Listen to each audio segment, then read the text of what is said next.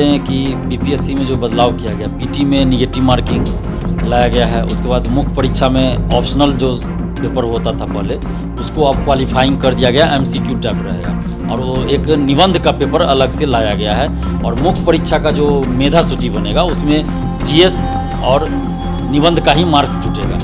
तो ये एक अच्छी पहल है, अच्छी शुरुआत है। इसका हम लोग स्वागत करते हैं और धन्यवाद देते हैं खासकर अतुल प्रसाद जी को, जो चेयरमैन है बीपीएससी के, क्योंकि उन्होंने एक नमस्कार, आप देख रहे हैं एनबीसी 24 और मैं हूं आरती बाला आपके साथ। बीपीएससी इन दिनों विवादों के बीच घिरी है।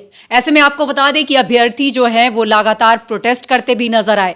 वहीं आपको बता दें कि बीपीएससी 68वीं में एक बार फिर पैटर्न में बड़े बदलाव किए गए हैं।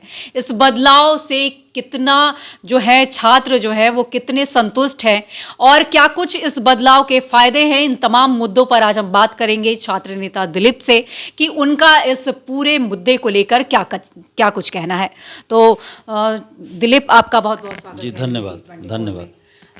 बीपीएससी 68वीं में जो ये बड़े बदलाव किए गए हैं, आपको क्या लगता है इस पैटर्न के बदलाव से क्या कुछ? देखिए, सबसे पहले तो हम बता दें कि बीपीएससी में जो बदलाव किया गया, पीटी में निगेटिव मार्किंग लाया गया है। उसके बाद मुख्य परीक्षा में ऑप्शनल जो पेपर होता था पहले, उसको अब क्वालिफाइंग कर दिया गया, एमसीक्यू टाइप रहेगा। और वो एक निबंध का पेपर अलग से लाया गया है। और मुख्य परीक्षा का जो मेधा सूची बनेगा उसमें जीएस और निबंध का ही मार्क्स जुटेगा। तो ये एक अच्छी पहल है, अच्छी शुरुआत है। इसका हम लोग स्वागत करते हैं और धन्यवाद देते हैं खासकर अतुल प्रसाद जी को, जो चेयरमैन है बीपीएससी के, क्योंकि उन्होंने एक साहसिक फैसला लिया है। और इन सब चीज़ों की मांग जो है हम लोग बहुत पहले से कर रहे थे। पहले क्या था कि मेंस में कोई सब्जेक्ट बूम कर जाता है किसी बार, जैसे 48 से 52वीं में एंथ्रोपोलॉजी बूम कर गया। उसके बाद 2 एग्ज़ाम में क्या हुआ, एलएसडब्ल्यू बूम कर गया। ये 2 एग्ज़ाम में हिंदी ऑप्शनल वाले का बूम कर गया। किसी बार ज्योग्राफी बूम कर गया। और अन्य सब्जेक्ट उस बार क्या हुआ कि मात खा गए। तो ये कहीं ना कहीं सभी सब्जेक्ट के साथ एक समान व्यवहार नहीं होता था। तो हम लोग लगातार आवाज़ उठाए हैं। बीपीएससी ऑफिस भी जब गए, 22 अगस्त को भी गए थे, उस दिन भी चेयरमैन साहब को ये सब चीज़ों से अवगत कराए कि आप बीपीएससी पीटी से ई ऑप्शन को हटाइए, निगेटिव मार्किंग लाना है आप लाइए, लेकिन ई ऑप्शन को हटाइए। और मुख्य परीक्षा में एक समान व्यवहार हो सभी सब्जेक्ट के साथ, और इंटरव्यू का वीडियो रिकॉर्डिंग कराई। तो इस पर इन्होंने ये किया है कि मेंस परीक्षा में क्या किया, ऑप्शनल सब्जेक्ट को ही अब पेपर को क्वालिफाइंग कर दिया। तो एक अच्छी पहल है। पहले क्या था, 2 ऑप्शनल होता था, तो उसमें कोचिंग पे निर्भरता ज़्यादा थी स्टूडेंट की, एकदम कोचिंग पे निर्भर ही होना है समझिए। उसके बाद एक ऑप्शनल रह गया, एक ऑप्शनल हटा दिया तो कोचिंग पे निर्भरता कम हुई। अब वो ऑप्शनल भी, एक ऑप्शनल है वो भी अब क्वालिफाइंग हो गया, तो ये अब कोचिंग पे निर्भरता बहुत कम हो जाएगी। तो ये अच्छी बात है। आप अधिकारियों की नियुक्ति करने जा रहे हैं, न कि आप जो है सो रटा या कोई आदमी को बैठाना चाह रहे हैं। तो ये अच्छी पहल है। अब सभी अभ्यर्थी के लिए क्वेश्चन एक समान होगा। और यही चीज़ की मांग हम लगातार करते आ रहे थे कि आप पद्धति ऐसा बनाइए जिससे कि सबके साथ एक समान व्यवहार हो। ऐसा नहीं कि ज्योग्राफी वाले को कभी क्वेश्चन इजी पूछ दिया तो कभी ज्योग्राफी वाले को टफ पूछ दिया, तो वो लोग मात खा गए, टफ पूछ दिया तो कभी एंथ्रोपोलॉजी वाले को फ़ायदा हो गया तो कभी एलएसडब्ल्यू वाले को नुकसान हो गया। तो ऐसा नहीं होना चाहिए। तो जब सभी के पास एक समान क्वेश्चन रहेगा, सबको उसका आंसर देना है, तो उसमें तो असली योग्यता की पहचान होगी। अब मान लीजिए कि आप और हम में कंपटीशन हो रहा है, आपको कोई दूसरा क्वेश्चन दे दिया, हमको कोई दूसरा क्वेश्चन, तो फिर कंपटीशन का आकलन कैसे आप कीजिएगा? जब एक क्वेश्चन दोनों आदमी को दीजिएगा और उसका हम जवाब देंगे दोनों आदमी, तब तो आकलन होगा कि दोनों में बेस्ट कौन है। तो अब ये सही प्रक्रिया है कि सभी अभ्यर्थियों को एक समान क्वेश्चन रहेगा, एक ही क्वेश्चन रहेगा, उसका जवाब सभी लोग देंगे। उसमें जो बेस्ट जवाब लिखेंगे उनको ज़्यादा मार्क्स मिलेगा। तो ये अच्छी है, इसका हम स्वागत करते हैं। और पीटी में जो निगेटिव मार्किंग लाया गया उसका भी स्वागत करते हैं, लेकिन ई ऑप्शन को हटा दिया जाना चाहिए। ये मांग हम लोग आज पहली बार नहीं कर रहे हैं, 3 साल से कर रहे हैं। और 22 अगस्त को भी आंदोलन हुआ, उस दिन भी किए थे। इसके बाद इधर जो नवंबर में हुआ आंदोलन, उसमें भी ई ऑप्शन को, दिसंबर में हुआ 7 दिसंबर को, उसमें भी हमारा ये डिमांड था कि ई ऑप्शन को हटाया जाए। तो इस पर बीपीएससी को संज्ञान लेना चाहिए। और साथ ही पीटी का रिजल्ट, जैसे पहले क्या होता था, अपीयरेंस का 10% दिया जाता था, तो या तो आप वैसे दीजिए या फिर पीटी का रिजल्ट जो है सीट का कम से कम 20 गुना 25 गुना दीजिए, क्योंकि अभी आप 10 गुना दे रहे हैं, जो कि किसी भी सिविल सेवा में इतना कम रिजल्ट नहीं होता है। और इस बार 281 सीट है, तो सीट का 10 गुना रिजल्ट दिया जाएगा तो 3000 रिजल्ट होगा। और 4 लाख स्टूडेंट मान लीजिए बैठेंगे, तो उसमें से 3000 पीटी पास करेंगे, तो फिर मेंस में जो है मतलब सही बहुत सारे लोगों को मौका ही नहीं मिलेगा। तो इसलिए कम से कम 25 गुना 30 गुना 20 गुना पीटी का रिजल्ट सीट का दे दिया जाना चाहिए, या अपीयरेंस का 10% दीजिए, जो आपको लगे कीजिए। तो ये हम लोग की डिमांड है। और वीडियोग्राफी इंटरव्यू का होना चाहिए। तो ये हम लोग का डिमांड है अभी भी। और बाकी जो मेंस में जो सुधार किया गया, बदलाव किया गया है, उसका हम लोग स्वागत करते हैं, धन्यवाद देते हैं इसके लिए। जो अच्छा काम होगा उसका हम लोग स्वागत करेंगे, लेकिन जहाँ छात्र हित में नहीं होगा वहाँ विरोध भी करेंगे। जैसे कुछ कोचिंग संचालक इसका विरोध कर रहे हैं कि ऑप्शनल सब्जेक्ट को ऐसे नहीं किया जाना चाहिए, ऑप्शनल सब्जेक्ट रहना चाहिए। तो हम उनको ये बताना चाहते हैं कि जब क्वेश्चन का आंसर गलत दिया जाता है उस समय आपकी बोली क्यों नहीं निकलते, उस समय सभी टीचर क्यों चुप रहते हैं। 67वीं में 9 प्रश्न का उत्तर गलत दिया गया, कोई नहीं आए मुखर होकर बोलने के लिए। 64वीं में 14 प्रश्न का उत्तर गलत दिया गया, सभी टीचर चुप थे। बीपीएससी का पेपर लीक हुआ 66वीं का, सभी चुप थे। वो कटअप बोले कि बहुत इजी क्वेश्चन था इसलिए कटअप ज़्यादा गया। 67वीं में सब टीचर ने कहा कि 100, 102, 105 कटअप जाएगा, 113 कटअप गया, फिर भी सभी चुप हो गए कि क्यों कटअप गया। पेपर लीक को हमने उजागर किया, सभी टीचर चुप हैं, 2-3 टीचर को छोड़ दीजिए तो बाकी सभी टीचर चुप हैं। कम से कम साथ तो देना चाहिए आपको, या बोलना तो चाहिए ना कि हाँ सरकार को इस पर एक्शन लेना चाहिए। पारदर्शिता नाम की कोई चीज़ दरोगा बहाली, सिपाही बहाली, सचिवालय में नहीं, कोई टीचर नहीं बोलते हैं कि पारदर्शिता होनी चाहिए। तो इस तरह से अपने अंतरात्मा से पूछे हुए ऐसे शिक्षक कि आप क्या छात्र हित का बात कर रहे हैं या फिर अपना हित देख रहे हैं। सिर्फ शिक्षा को व्यवसाय बना दिए हैं आप लोग, तो ऐसा नहीं होना चाहिए। जब आंदोलन होता है तो हम लोग जब जाते हैं कहीं कोचिंग में तो 3-4 टीचर को पटना में हम छोड़ दे तो बाकी टीचर का मुंह लटक जाता है कि कोचिंग में आ गए, डिस्टर्ब हो रहा है। आप बोल भी देते हैं बहुत टीचर कि हम बैच चला रहे हैं, डिस्टर्ब हो जाएगा तो टॉपिक चल रहा है। अरे टॉपिक चल रहा है, टॉपिक का पढ़ाया हुआ चीज़ आपका गलत हो रहा है, उसी के खिलाफ हम लड़ रहे हैं और आपका बैच डिस्टर्ब हो जाएगा। और 2-2 दिन बैच बंद करके आप घूमने जाते हैं तो उसमें डिस्टर्ब नहीं होता है। और पैसा लेके आप कोचिंग चला रहे हैं, उसके बाद भी आंसर गलत दिया जा रहा है, उसके लिए आपको आवाज़ नहीं खुलता है। और आज जब ऑप्शनल सब्जेक्ट को समाप्त किया जा रहा है, क्वालिफाइंग कर दिया सिर्फ, तो आपका आवाज़ निकल रहा है। तो इसका मतलब क्या समझा जाए कि सिर्फ आप अपना हित देख रहे हैं कि आपको कोचिंग चलाना है, आपको पैसे से मतलब है। तो ये चीज़ नहीं होना चाहिए। छात्र हित सर्वोपरि है। छात्र हित में हम पहले भी लड़े थे, आज भी लड़ रहे हैं, आगे भी लड़ेंगे। अच्छा, नेगेटिव मार्किंग को कितना सही मानते हैं? देखिए निगेटिव मार्किंग सही है, गलत नहीं है। दरोगा बहाली में भी निगेटिव मार्किंग है, सचिवालय सहायक में भी निगेटिव मार्किंग है, तो कोई गलत नहीं है। निगेटिव मार्किंग यूपीएससी में भी है, ये कोई जरूर मतलब एकदम सही है निगेटिव मार्किंग। चूँकि देखिए समय के साथ परिवर्तन होना चाहिए और जिस तरह से संख्या बढ़ रही है अभ्यर्थियों की, उसके बाद माहौल बदल रहा है, सब कुछ बदल रहा है, तो निगेटिव मार्किंग उचित कदम है, ये कोई गलत कदम नहीं है निगेटिव मार्किंग। चूँकि आपको जो सही है उसका आंसर आप दीजिएगा, गलत का नहीं दीजिएगा। अभी क्या था कि 150 में 150 लोग तुक्का मार के आते थे, बिल्कुल, और तुक्का क्योंकि निगेटिव था नहीं तो सभी लोग 150 का 150 बना के आते थे। और उसमें अब किसी को तुक्का लगाने में 10 क्वेश्चन अच्छा निकल गया, वो सफल हो गया, किसी का 2 क्वेश्चन सही हुआ तो नहीं निकल पाया। तो ये तो लकी ड्रॉ एक तरह से भी हो जा रहा था ना।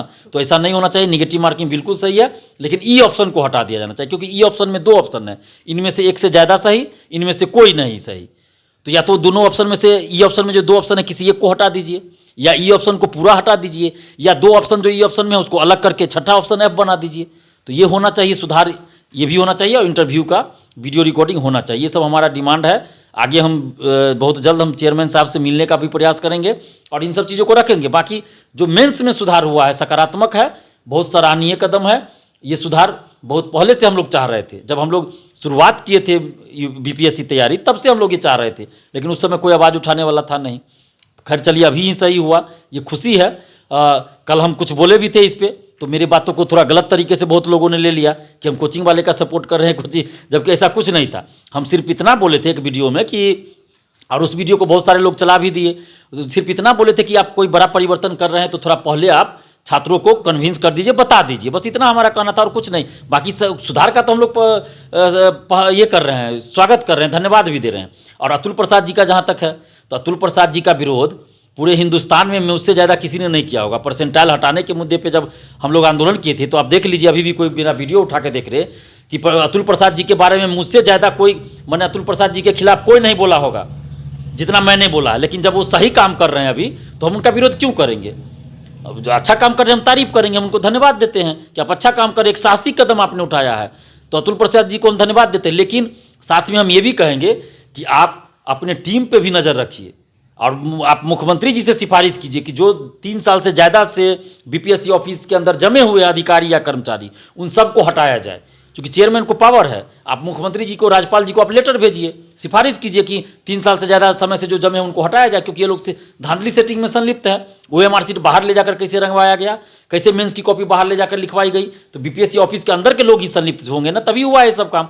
तो इसलिए पहले का जो लोग हैं जो 3 साल से ज़्यादा लंबे समय से उन सबको हटाया जाए, तभी बीपीएससी की छवि सुधरेगी और साफ सुथरा एग्जाम होगा। वरना पैटर्न कितना भी अच्छा कर दीजिए, लेकिन जब अंदर से सेटिंग हो जाएगा तो फिर तो ये धरा का धरा रह जाएगा, बेकार हो इस जाएगा। मुद्दे पे आपने सरकार से बात की कि वैसे करप्ट इंसानों को बाहर देखिए, हम लोग तो सीएमओ भी गए थे, मुख्य सचिव से भी मिले थे, वहाँ भी हम लोगों ने इन सब बातों को रखा है, लिखित में भी दिया है, मौखिक भी बोला है हटाने के लिए। सीएमओ की तरफ से हमें फ़ोन भी आया था कि इस सब चीज़ों पे विचार हो रहा है, लेकिन अभी तक कुछ हुआ नहीं है। तो मुख्यमंत्री जी ने भी धोखा दिया हम लोग को। सीएमओ से फ़ोन आया और बोला गया कि इन सब चीज़ों पे बातचीत चल रहा है।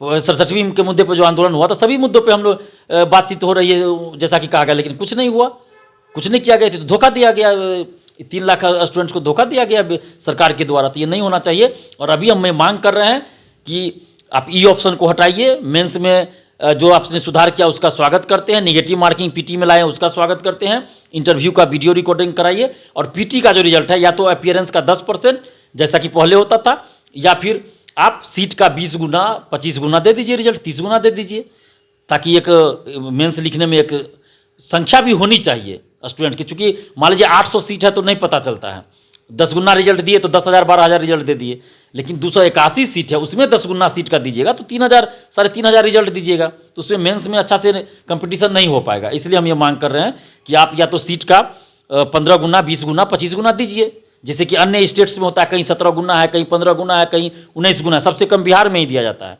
तो इसको बढ़ाइए, ये हमारी मांग है सरकार से। दिलीप, आपने बहुत बड़ा आंदोलन किया, सब कुछ हुआ, लेकिन आपने मांग की कि करप्ट लोगों को बाहर निकाला जाए, और कहीं ना कहीं ये प्रलोभन के तौर पे होगा कि हम इसमें पैटर्न में बदलाव कर दिया, हमने पिक पॉइंट पे कर दिया, जबकि छात्रों के दिमाग पे भी बहुत असर पड़ता है। जो तैयारी कर रहे हैं वो आंदोलन में कूदे, लाठियाँ खाई, सब कुछ हुआ, लेकिन मेन जो जड़ है जहाँ ये सारे जो करप्शन है जो फूट रहे हैं और ये सारे पैटर्न जो बदल दिए गए, सब कुछ हुआ, तो आपको क्या लगता है कि जब तक जड़ की गंदगी बाहर नहीं आएगी तब तक ये पैटर्न बदलाव से कितने आप लोग? देखिए, ये बात बिल्कुल सही है। जब तक धांधली सेटिंग समाप्त नहीं होगा, शिक्षा माफियाओं पे कार्रवाई नहीं होगी और सभी शिक्षा माफियाओं पे कार्रवाई नहीं होगी, तब तक फिर ये कितना भी पैटर्न अच्छा कर दे उससे कोई फर्क ही नहीं पड़ेगा। अब 67वीं में देखिए इतना अच्छा से एग्जाम हुआ, जो पुनर्परीक्षा हुई, कहीं से कोई ये नहीं लगा कि गड़बड़ी हुई है, लेकिन उसमें क्या हुआ, 9 प्रश्न का उत्तर ही गलत दे दिया गया, तो फिर आपका सारा जो एग्जाम लिया हुआ बेकार हो गया ना,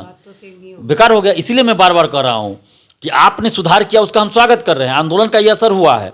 पेपर लीक जब उजागर हुआ, हमने ही किया था, आपके चैनल के माध्यम से ही हुआ था उजागर। ये भी खुशी की बात मैं बता दूं, सबसे पहले आप ही के चैनल पे चला था वो चीज़, हमने ही भेजा था, तो सबसे पहले आपके चैनल पे चला था 8 मई को, उसके बाद ही दूसरे चैनलों पे चला है, न्यूज चैनलों पे चला।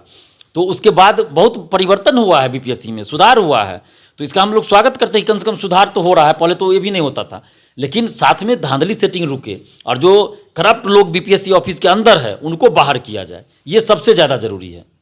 तो छात्र नेता हैं आप, छात्रों के बीच रहते हैं, क्या लगता है वो लोग इस प्रलोभन से, इस तरह के सरकार के आश्वासन से, पैटर्न चेंज कर दिए गए, इससे कितने खुश हैं वो? देखिए 99% स्टूडेंट्स खुश है। जैसा कि मेरे पास फ़ोन आया, मैसेज आया, यूट्यूब पे, फेसबुक पे जो कमेंट आ रहा है, स्टूडेंट्स का रिएक्शन आ रहा है, वो सब देख के 99% स्टूडेंट्स खुश है। और 1% इसलिए थोड़ा सा तकलीफ में, क्योंकि उन्होंने ऑप्शनल की तैयारी कर रखी थी। बहुत सारे स्टूडेंट्स हैं जो एडमिशन ले चुके थे, उनका पैसा फंसा हुआ है, तो उन लोगों को थोड़ा तकलीफ है कि 1-2 एग्जाम के बाद ये होता तो ज़्यादा अच्छा होता, चूँकि हम लोग को इधर इसी पैटर्न पे मौका मिल जाता, अपना निकल जाते। और कुछ कोचिंग संचालकों के खिलाफ हमारे पास शिकायत भी आई है छात्र छात्राओं की, कि हम लोग एडमिशन लिए थे 10 दिन पहले, कोई 15 दिन पहले ऑप्शनल के लिए, और अब पैसा वापस वो नहीं कर रहे हैं, जबकि अभी बैच भी शुरू नहीं हुआ है। तो ये कोचिंग वाले ऐसा ना करें। जिन लोगों ने एडमिशन लिया है ऑप्शनल 68वीं के लिए खास के, तो वो लोग पैसा वापस कर दे छात्र छात्राओं को, या फिर आप जीएस का बैच चला रहे हैं, अगर आपके यहाँ वो जीएस में पढ़ना चाहे तो उसमें आप मैनेज कीजिए जैसे करना है, या निबंध का आप बैच चलाए, जो भी करना हो। लेकिन अगर छात्र कोई आपके यहाँ ऑप्शनल का बैच नहीं पढ़ना चाहते हैं तो आप उनका पैसा वापस कर दे। आपसे हाथ जोड़कर विनती है, जो भी कोचिंग संचालक है, अगर आप ऐसा नहीं कीजिएगा तो फिर आपके खिलाफ हमको आवाज़ उठाना पड़ेगा, क्योंकि हमारे पास स्टूडेंट का शिकायत आएगा तो हम उस चीज़ को सार्वजनिक करेंगे। हमारे पास अभी 3 कोचिंग का शिकायत आ चुका है सुबह से, कि वो लोग पैसा नहीं दे रहे हैं, बोल रहे हैं कि नहीं देंगे पैसा, जो करना है करो। तो हम छात्र अगर हमारे पास आएंगे तो उनके हक के लिए तो हम लड़ेंगे ही, क्योंकि आपने गलत किया है। आपने एडमिशन लिया ऑप्शनल के नाम पे, ऑप्शनल अब हट गया, मैंने क्वालिफाइंग हो गया, अब वो बच्चा नहीं पढ़ना चाहता है तो आप पैसा वापस कर दीजिए ना। आप मीडिया में आके दिखाते हैं कि हम छात्र हित के लिए काम कर रहे हैं, अब बाकी आप पैसा वापस नहीं कर रहे हैं, तो कितना गलत है। आपको यह है तो 1-2 हज़ार रुपये आप काट लीजिए, बाकी पैसा वापस कर दीजिए।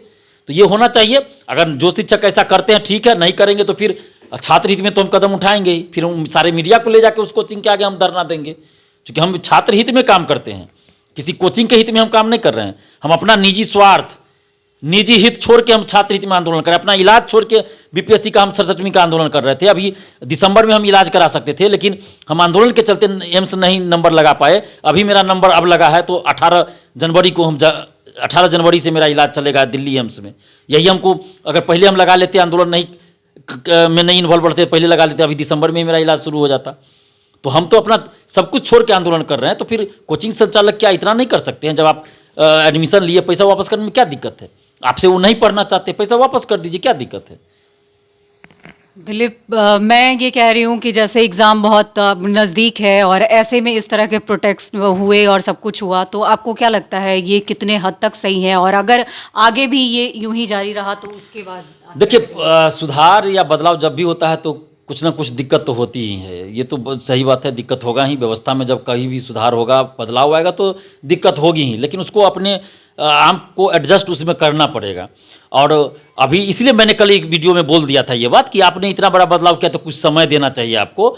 हमने ये कहा, इसी बात को कुछ लोगों ने ये कर दिया कि नहीं ये कोचिंग वाले के पक्ष में है, तो ये है वो है। और वो हम जान रहे हैं कि कौन लोग कर रहे हैं। वो 10-12 लोग हैं जो फर्जी आईडी बनाए हुए हैं, वो शिक्षा माफिया हैं। और वही लोग मेरे खिलाफ जो कमेंट करवाते हैं हर जगह, फेसबुक पे भी, यूट्यूब पे, ट्विटर पे, सब जगह वो मेरे अगेंस्ट फर्जी आईडी बनवा के कमेंट करवाते हैं। जो लोग सेटिंग वेटिंग में रहते हैं वो लोग। तो ऐसा दिक्कत है, लेकिन हम छात्रों से यही अपील करेंगे कि अभी समय है, आप अपने आप को एडजस्ट कर लीजिए। चूँकि निबंध का पेपर एक जोड़ा गया है, तो निबंध में ऐसा नहीं है कि आपको कोई ऐसा चीज़ है, आपको जो समसामयिकी करंट अफेयर्स पढ़ रहे हैं उसी में से बहुत सारा चीज़ आ जाएगा आपको, और वो तो आपको वैसे भी जीएस में पढ़ना ही है। तो ये चीज़ अच्छी शुरुआत हुई है, तो इसका आप स्वागत कीजिए। और 99% स्टूडेंट स्वागत ही कर रहे हैं। 1% है जिनको इसलिए दिक्कत है कि वो ये ऑप्शनल की तैयारी कर चुके थे या कहीं कर रहे थे, उनका पैसा फंस गया है, तो इसके वजह से 1% स्टूडेंट को थोड़ा दिक्कत है। मतलब दिलीप जो है वो मानते हैं कि उनके इस बड़े आंदोलन का असर हुआ है? देखिए, आंदोलन का तो असर है, क्योंकि ये सब जो है सुधार की बात जो बहुत सालों से चल रही थी, लेकिन कोई इस पर एक्शन नहीं लिया जाता। लेकिन पेपर लीक के बाद जिस तरह से आंदोलन हुआ और मीडिया में जिस तरह से चली खबरें, मीडिया बंधुओं ने आवाज़ उठाया, तो उसके बाद लगा, सरकार को भी लगा होगा कि बीपीएससी की छवि को सुधारा जाना चाहिए, इसलिए अतुल प्रसाद जी को लाया गया। ये तो अमेरिका चले गए थे ना, रिटायर्ड है, अमेरिका में चले गए थे शायद, अपना जो भी इनका है वहाँ, तो वहाँ से इनको बुलाया गया स्पेशली, और इस चीज़ के लिए लाया गया कि आप सुधार कीजिए। लेकिन मेरा कहना यह है सरकार का कि सुधार आप कर रहे हैं, ठीक है, बीपीएससी में हो रहा है, हम स्वागत कर रहे हैं इस सब चीज़ का, लेकिन आप धांधली सेटिंग को क्यों नहीं रोक रहे हैं? आप पेपर लीक की जाँच को क्यों बंद कर दिए? पेपर लीक की जांच जब बीपीएससी ऑफिस के अंदर पहुंची तो आपने जांच ही बंद कर दिया। तो फिर आपकी मंशा तो संदिग्ध है ना। एक तरफ आप दिखावा कर रहे हैं कि हम सुधार कर रहे हैं, और दूसरी तरफ आप शिक्षा माफियाओं पे कोई कार्रवाई नहीं कर रहे हैं, तो फिर ये तो दोहरी नीति हो जा रही है। तो जब तक धांधली सेटिंग बंद नहीं होगी तो फिर ये सुधार का कोई मतलब नहीं रह जाएगा।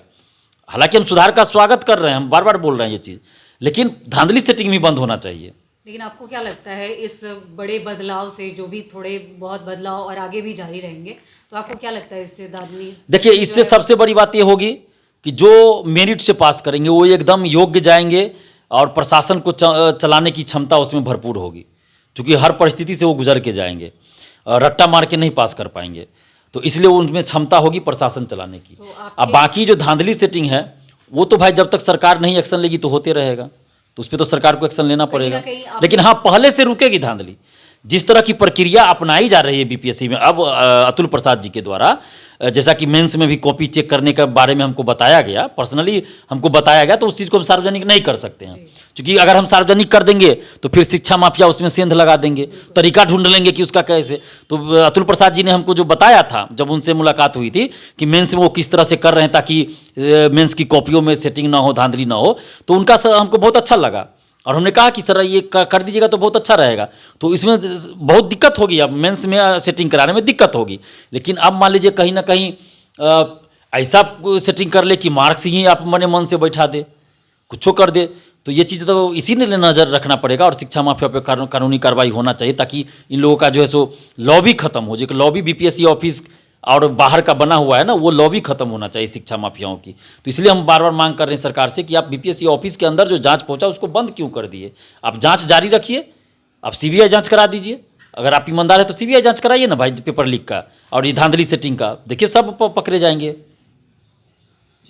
बहुत बहुत धन्यवाद जी, बहुत बहुत दिलीप, धन्यवाद आपको इतना समय देने के लिए। तो मैं आपको बता दूं कि ये थे हमारे साथ छात्र नेता दिलीप, जिन्होंने बीपीएससी 68वीं में हुए बदलाव का स्वागत किया है और उन्होंने साफ कर दिया है कि ये कहीं ना कहीं स्टूडेंट के हित में ये बदलाव किए गए हैं। आगे उन्होंने मांग की है कि